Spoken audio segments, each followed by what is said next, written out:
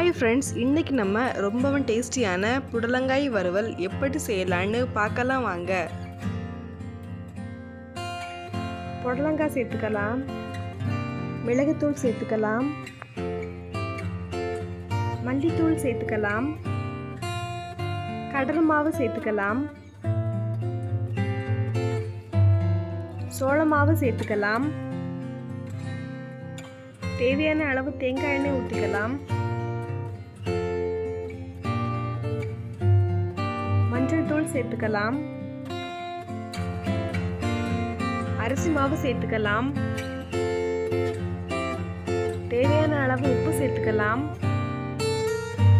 அதை எல்லாத்தையும் நல்லா மிக்ஸ் பண்ணி 5 நிமிஷம் ஊற வச்சதுக்கப்புறம் தோசைக்கல்லில் தேவையான அளவு எண்ணெய் ஊற்றிக்கலாம். எண்ணெய் காஞ்சதுக்கப்புறம் ஒவ்வொன்றையும் போட்டுக்கலாம்.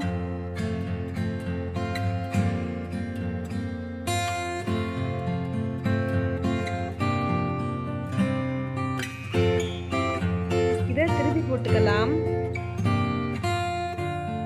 கருவேப்பிலை போட்டுக்கலாம்.